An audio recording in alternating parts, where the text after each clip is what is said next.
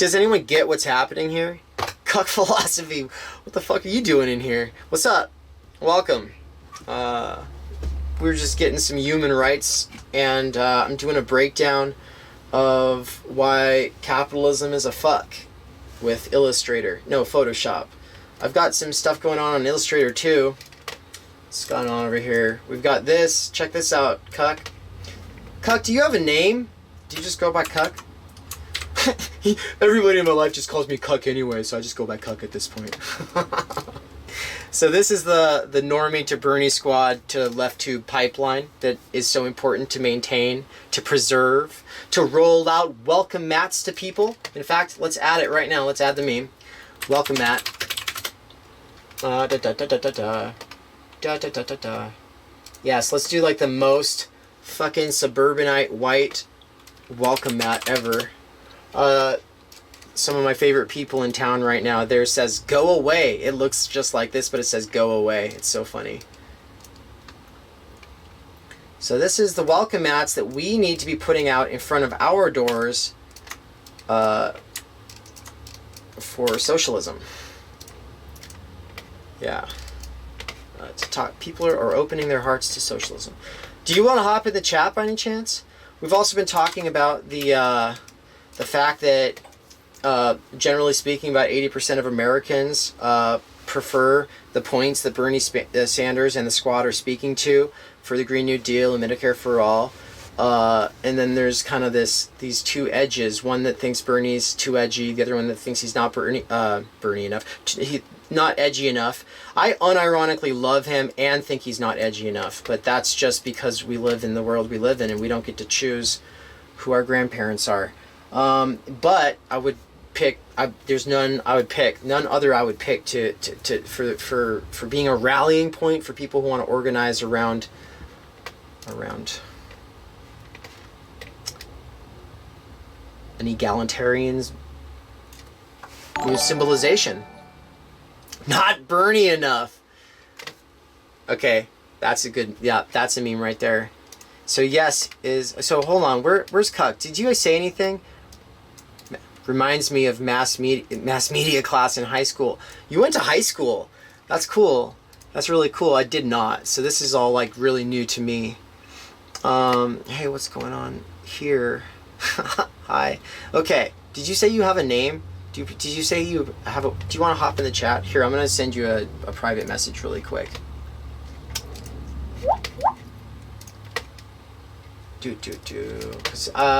You reached Cuck Philosophy. If anyone's not familiar with Cuck, I'm sorry for you. You need to, or you just don't care too much about philosophy, which is valid. But I mean, not really. But you know, philosophy's valid. Not caring about it's valid. You're valid, but philosophy's still important. Okay. Here, I'm going to share the link with. So for those not familiar with his work, he does video essays that I would say that I am like 1 foot of my channel is right in the tradition and genre of the kind of content Cuck's been doing for a while now. So I've officially given him, I believe, if I got that right, him. I use they them pronouns. Cuck, I think, is a he, himmer. But Cuck Philosophy. Yeah, thank you for sharing that link. I was just going to pull it up so that we could all look at it. Let's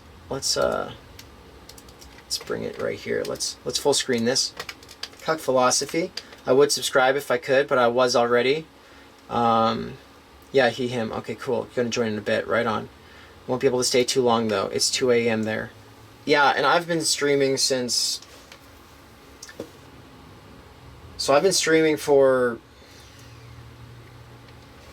7 hours and 40 minutes or so. So I do want to cut it off in a sec. Actually, shoot. I'm going to play something for a quick second, y'all. So I'm going to play a quick recap. Hey.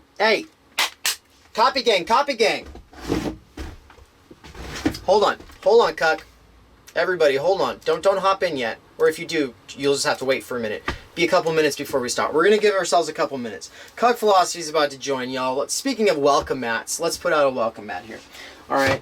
Cuck Philosophy has one of the coolest channels on YouTube. And a lot of people I know just like love the shit out of that content. So get the fucking Free the Pleeb to a hashtag out on Twitter and retweet what Cuck Philosophy just said on Twitter. Push the stream. Say we start in 5. I'm gonna go get some water. I'm gonna go grab a bite to eat. I'll just be kind of munching on some trail mix, that's all. It's not gonna be like Destiny levels munching.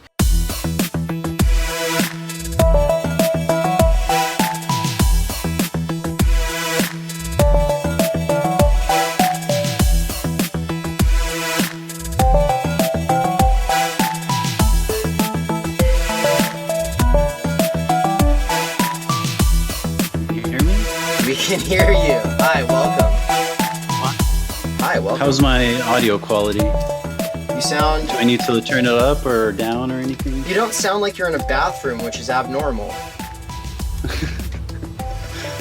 Yeah, I'm in a bathroom right now. Usually I am. Yeah, so, do you want to introduce yourself for those who might have not checked out your work yet? I'm Cuck Philosophy.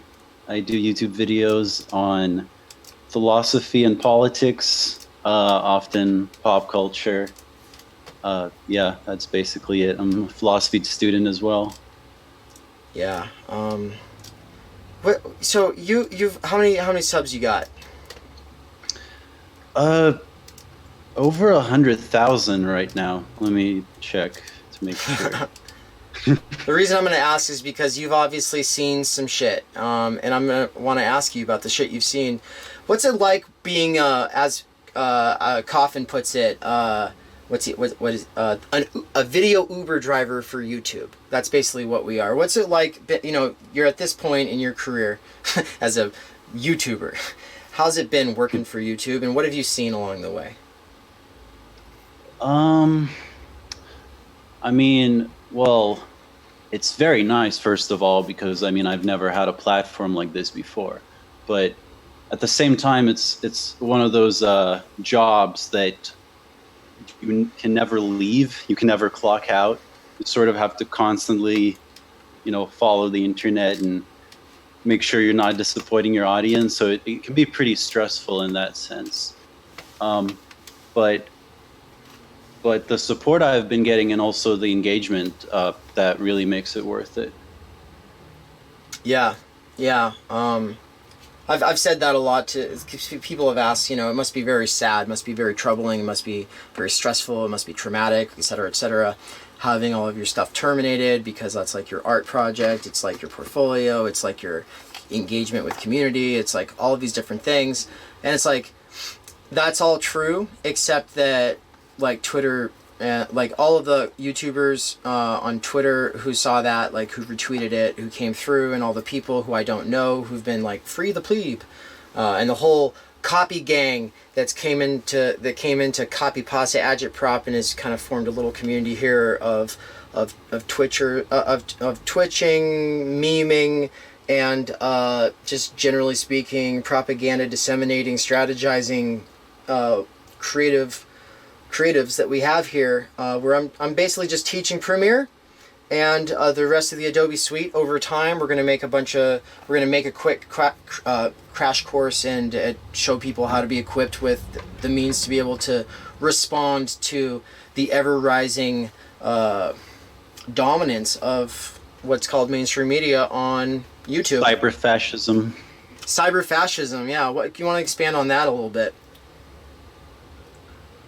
How do you define that? I don't know. To you cucks, everything's a fucking fascist, right? Yeah, that's true. I just throw milkshakes at everybody. I just throw milkshakes at everybody these days. Yeah. I mean, basically, insofar as everything is fascist, cyber-fascism is just the internet.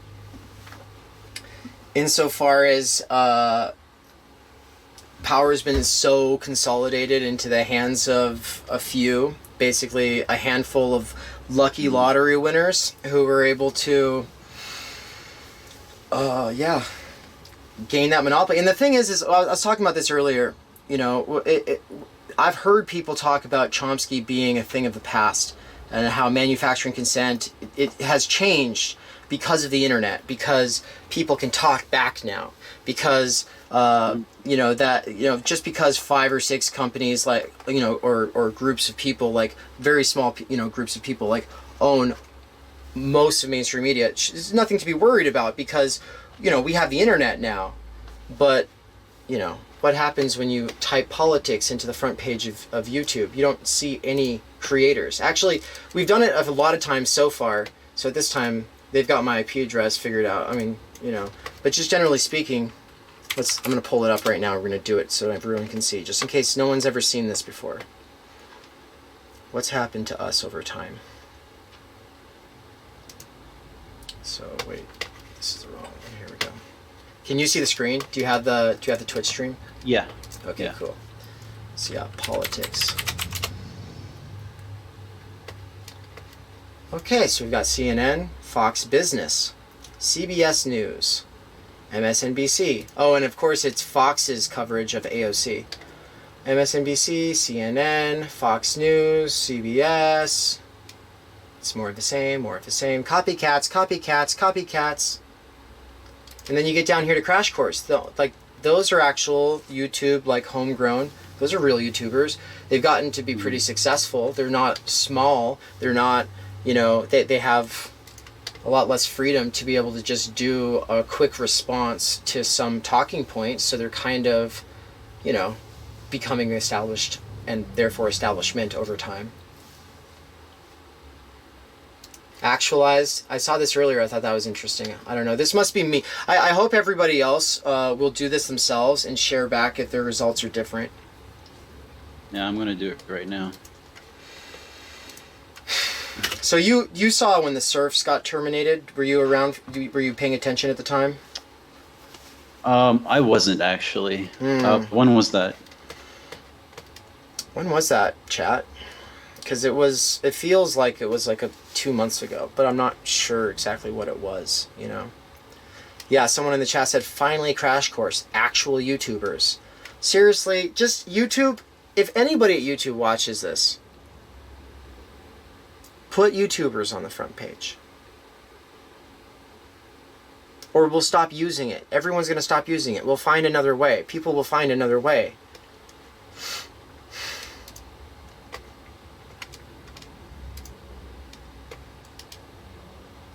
Did you get any results? I'm pretty much getting the same as you. A lot of the big news outlets, and then Crash Course is the first one. I wonder if we could ever get like a hardcore communist on the front page. The closest. That would be a good. Mainstream media doesn't feel threatened by Slavoj because he's too much of a meme and people like to make fun of his tics that he cannot control. And but even then, he didn't really get coverage until, in my world, it was Julian Assange who put him on my radar. And that's Julian Assange. So it wasn't exactly, that's what it took. Let's see. Julian Assange.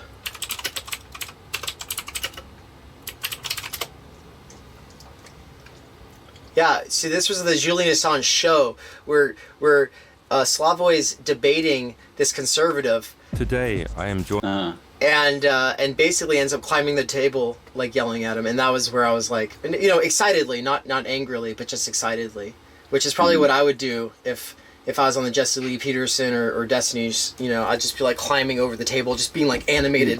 But the future, let's talk about time energy. Come on, mate, come on, let's get out of these stupid isms you're getting stuck in. Come on, let's talk about something interesting for real. But yeah. See, this is what I'm talking about. Look at it. So I was like, stop it. Stop. Slow down. Hold on. Let's just, for 1 second. The conversation becomes heated. Zizek has to be physically restrained. We shout, rant, and talk calmly. Oh, people can't see it, so people don't know what I was talking about this whole time. Black Panthers and Israelis. About Obama. Well, I know what you're talking about because I've seen the video, but it's not on the screen. David, right you now. describe yourself as a... Yeah, okay. I'll silence it and then play it. But anyway. Yeah. So someone in the chat was saying, Yadi Sini was saying that No. People are talking about Dan Three Arrows getting terminated for a little while too. Then he got reinstated. You said you're still feeling a little hurt over one thing, right? Or you're hurting over. You had a lot of. They gave you a serious. How hard was it to get the Emoji Movie review up? That's a leading question. The worst part was just how long I had to wait. I mean, like, because I wanted to get it out, and I first uploaded it, and usually they would just like not let you monetize it and play ads on it, but for the Emoji Movie, they are very protective about the Emoji Movie. They just deleted it outright. So then I tried appealing. Wait. Just to clarify, when you say deleted out, what do you mean by that? Like, so that it's like I can privately see it on my own channel, it doesn't show up for anyone else. Okay. Yeah, that's what I mean. Yeah, that it couldn't go public. So then I tried. What did I try? I tried minimizing the video and putting it into like a TV screen graphic. And that didn't work either. So then I tried to also flip the footage, and that didn't work. And keep in mind that every change I make, I have to wait for the video to export for like several more hours, and then wait an hour for it to upload. And so I had to just edit it like 3 times, and I just got so frustrated. I just put on like a really harsh threshold filter, and that one worked. But the appeal I made, saying that it's it's transformative use of the footage, that was denied also with no explanation. With no explanation is one of my favorite parts, right? Yeah. The lack of human connection at all, is pretty. It's just disconcerting that there's not a person I could get a hold of on the phone, and that no human has given me an explanation for what's happened, and I don't even have access to it on the back end. You said you have access to it on the back end. I was wondering if they actually deleted it, but yeah, no, they have actually terminated, so I can't access anything from the back end. Mm-hmm. And for those who don't know, welcome, hello, I'm Theory. I use they them pronouns. Welcome to Copy Pasta Agitprop. I got terminated from YouTube for doing Copy Pasta Agitprop. Well, what's a copy pasta agitprop, you might ask? And that'd be a good question. I'll show a couple of examples of the kind of shit that got me banned. I honestly, kind of knew that what I was doing was iffy, but I expected, and I keep saying that, I'm going to be transparent about it, but I just genuinely thought they were just going to tell me, some kind of a basic, hey, stop that. And I figured it would be an automated message, or even something to check to see if I was a bot. Because what I was doing was I was watching the hashtag Bernie's Back rally that just happened 5 days ago that got no media coverage, where AOC and Nina Turner and Michael Moore and a ton of other people show up and give really rousing speeches. And so there's a live chat with 22,000 people in the comments of this live stream, and I'm sitting there pasting just like everyone else. The problem was I later took those things that I was pasting and I pasted them into the comment sections of MSNBC, CNN, Fox News, and I was just sitting there just having fun pasting them into the comment sections of these videos, because I just wanted to, if anybody goes to mainstream media source and they're interested in politics and they never really thought about, this stuff, and they don't know about manufacturing consent, they don't know about Chomsky, they don't know the basics of that old, established cable model, then I'm just pointing people in a different direction. That was the goal. And it's just, it's silly. It's just silly that they terminated me over it. But I'm gonna show it right here. This is an example of what we're talking about. So I said, for over 17 years, my labor has built your houses, put food on your shelves and your tables, and now I teach. Never once have I been insured or secure. This is actually a lie. I was insured for about 2 months once. How many of us will have to die? End wage labor coercion, free housing for all, Medicare for all, reclaim the future, Green New Deal, Bernie's back, free. Now I've added free the plebe. Now I've added trans rights are human rights, which, you know, that came up in the chat today. Human rights. And then I had one, and it just, this part, the part that's in bold, wasn't a part of the copy pasta. This is just who it's directed at. If people think that Bernie is too edgy or not realistic, then this is directed at them. If you push mainstream media talking points, we will remember you. Not just this time, but every time. You'll never live this down. Hashtag Bernie's back, but he was here the whole time, which is what Nina Turner kept saying. Where was your candidate 20 years ago? And then to the people who are too edgy, or too, you know, think that he's too much of a compromise with the existing system, and I always look at the camera at this part and say, I love you, and I agree with you. But to my left is too edgy for Bernie. Please reconsider your recruitment strategy. A vote for Bernie is a welcome mat in front of a heart/mind open to alternatives to capitalist realism. And now because of Nina Turner, we use the kitty cat emoji to symbolize the, this is basically a cat whistle for whenever there's a mainstream talking point. Instead of, you know, it's like a reverse dog whistle. We're cat whistling at whenever we see a mainstream media copycat talking point. So it's meow, meow, meow, meow, or something of that nature. And that's kind of just what we've been doing in the chat. I think I asked this in the chat, but and then I think I asked this at the beginning, but just so people know that I'm not just calling you a cuck if they just dropped in. You do go by that, right? Yeah. Yeah. Okay. The thing is, well, people often ask me what name to refer to me by, and well, I've said this in videos before, but I don't know if many people know that I'm Lithuanian. I was born in Lithuania, and so I have a very kind of rare name, and one that's hard intuitively to pronounce. So it's an Instadox. So it's not some... Yeah, exactly. Like, I feel like if I revealed my first name, people could immediately find me. So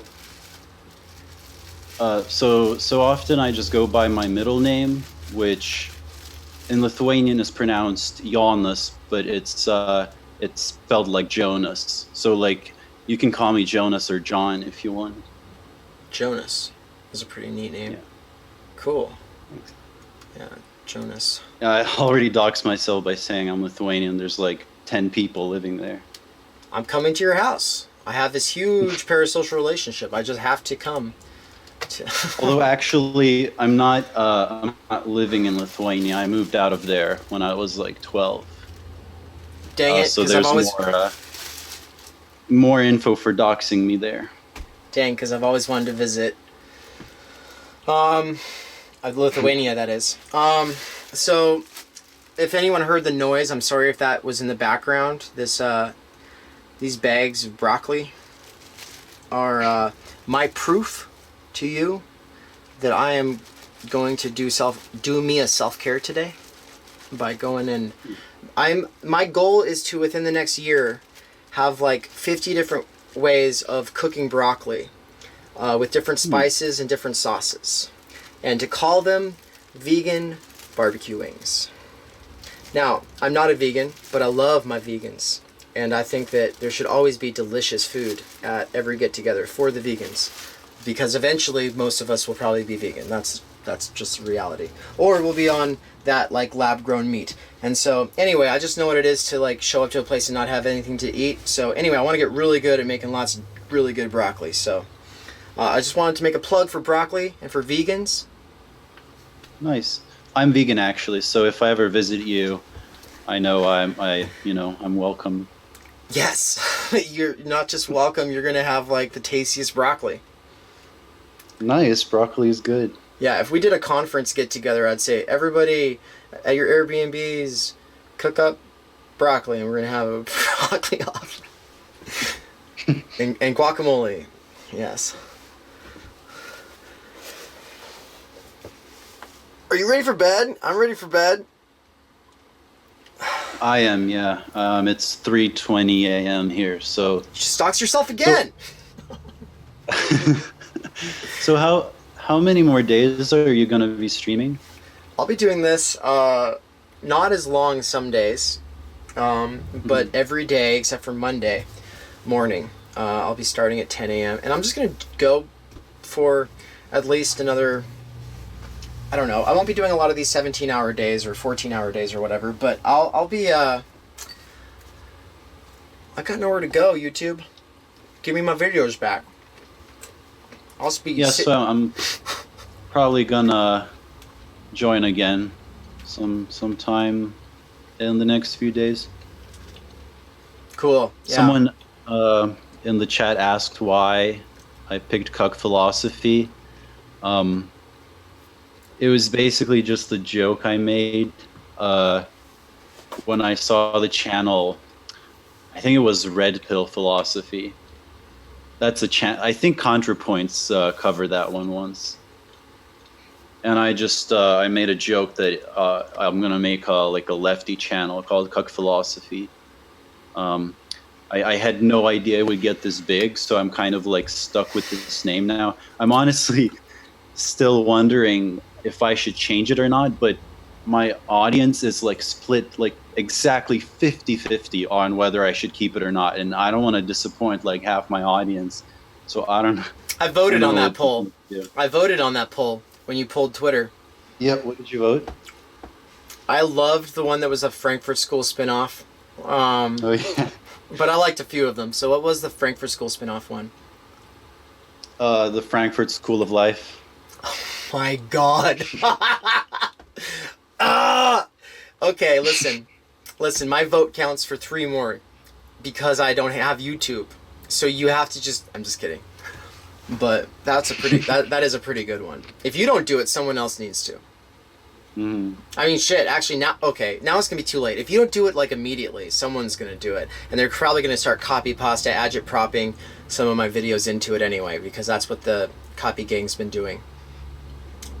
Well, they're welcome to use it. Actually, I mean, I don't think I'm gonna change to it immediately. So, Sweet. yeah. Inhale the Hurry burn. Up. Oh my God. Hashtag inhale the burn. That's funny. Frankfurt School of Rock.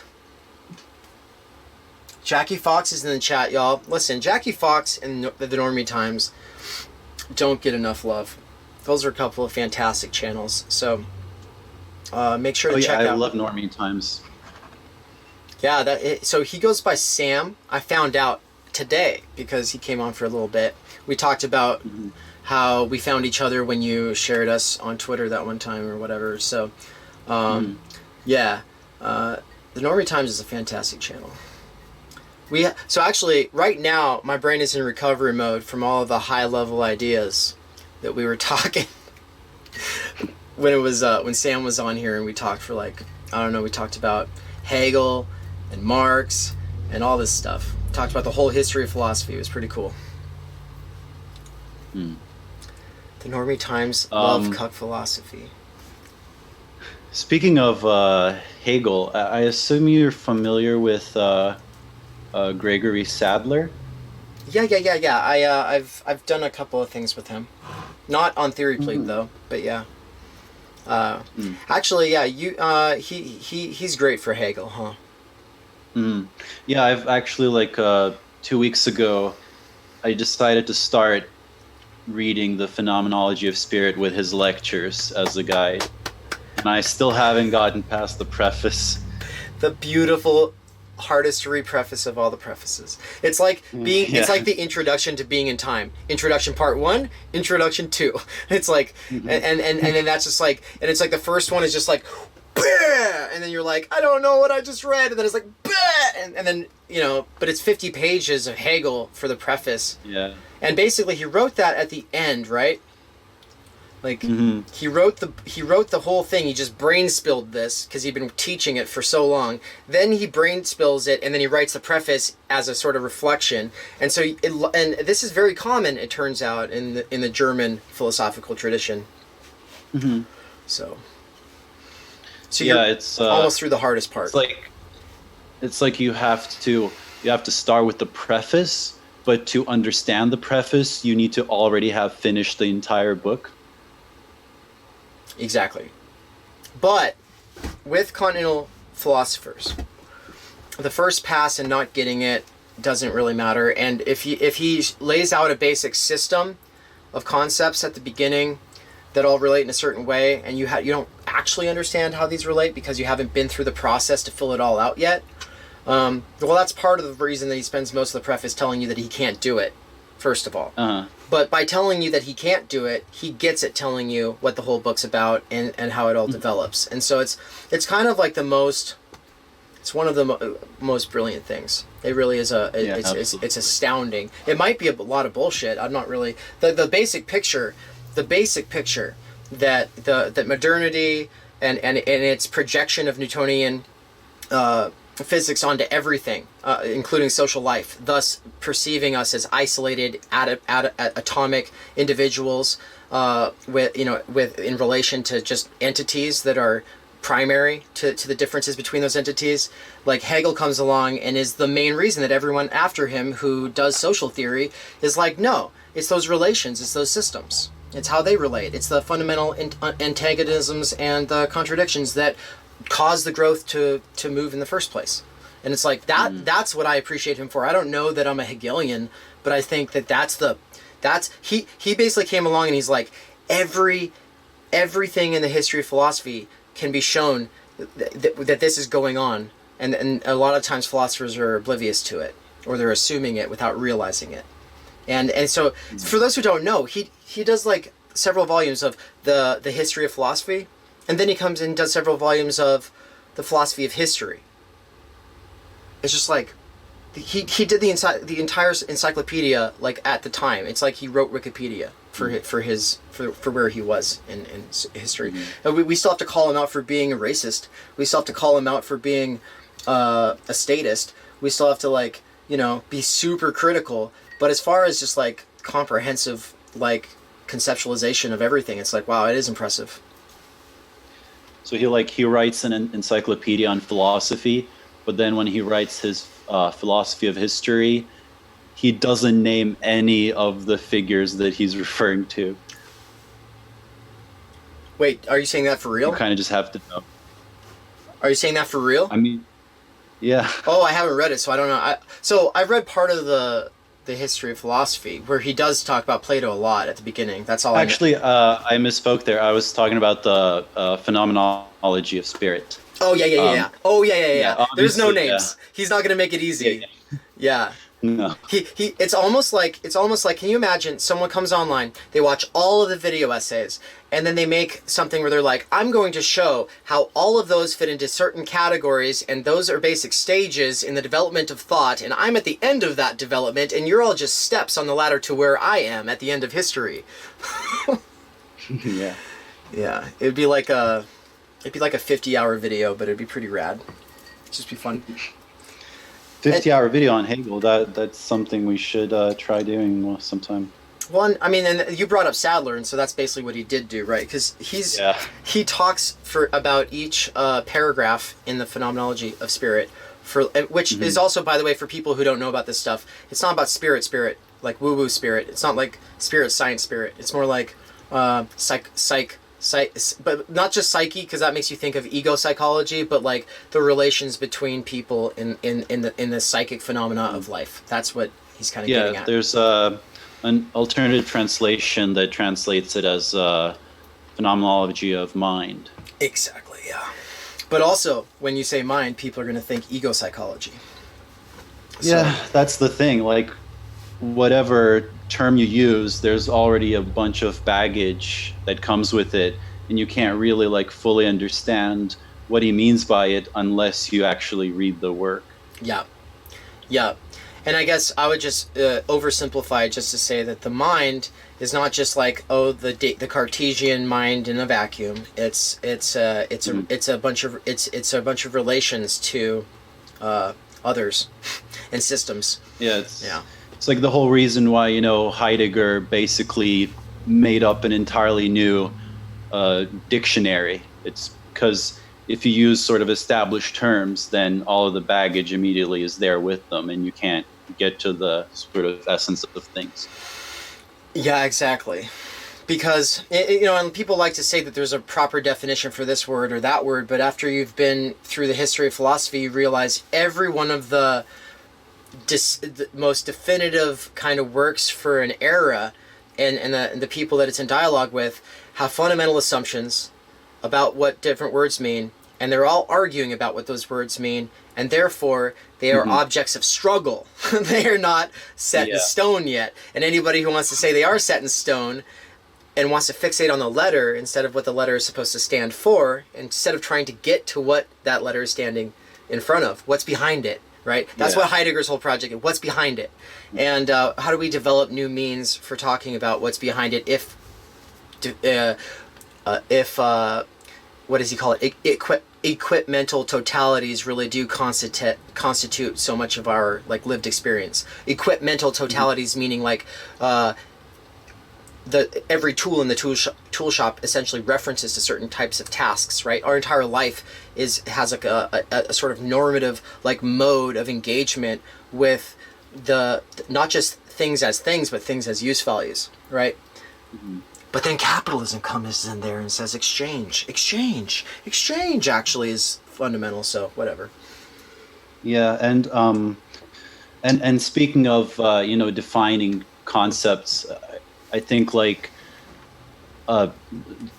this is the problem with some analytic philosophy, is that it's entirely focused on finding a sort of rigid definition of each concept with necessary and sufficient conditions, whereas for example Nietzsche said that any concept, any term that has a history cannot be defined, at least not in a sort of once and for all way.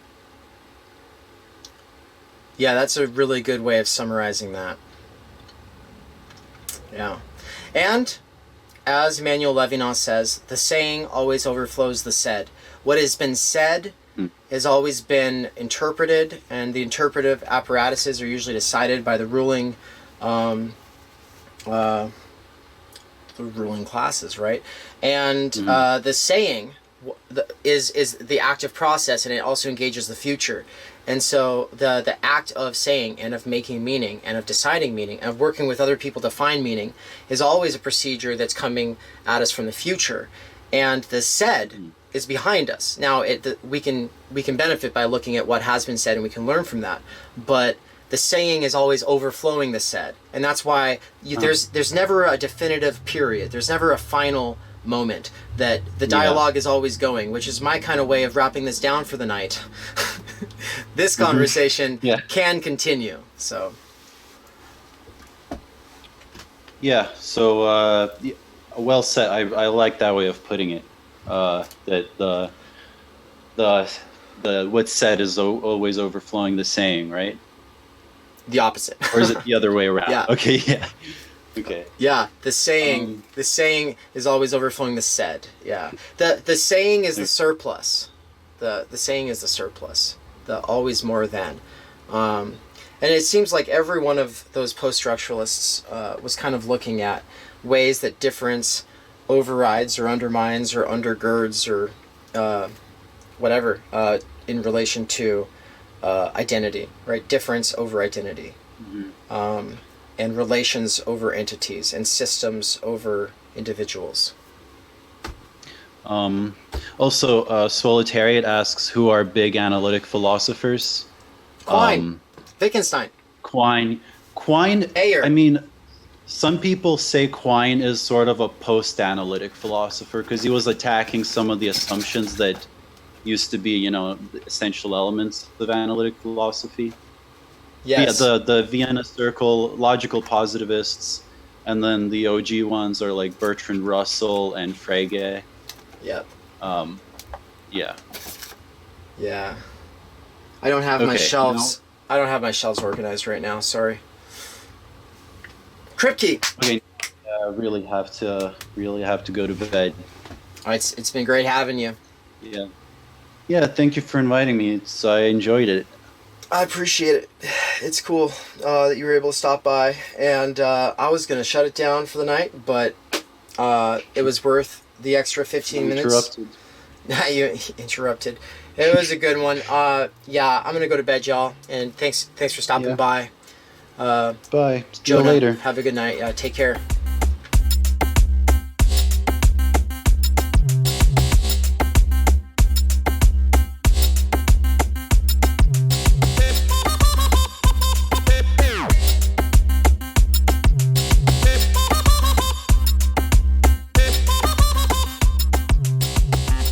Free the Pleeb.